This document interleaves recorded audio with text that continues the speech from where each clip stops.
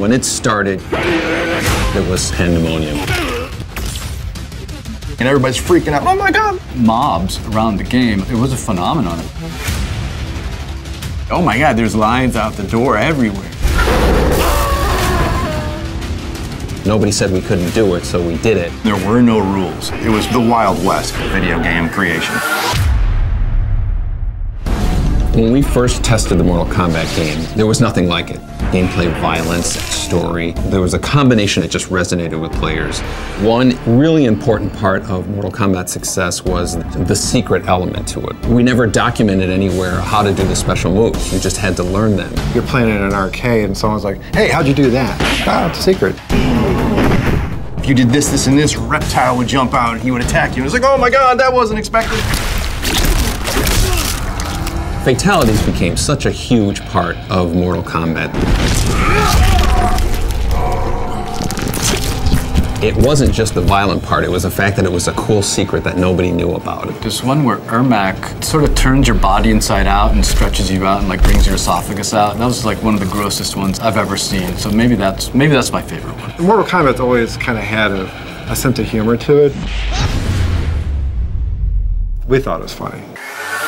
I was surprised at how much influence the different versions of Mortal Kombat had to the console wars. There was two versions of the game that came out. One was on Super Nintendo, one was on the Genesis. The Genesis played better and the Super Nintendo looked better. It wasn't until, about a year after we made the first Mortal Kombat that it was coming out in the home systems, and it just became, this kind of cultural phenomenon of Mortal Kombat. That commercial? It just fueled that fire that was Mortal Kombat. Obviously, we had no idea that it was going to immerse itself into the culture the way it has. Even people who don't play video games know what Mortal Kombat is.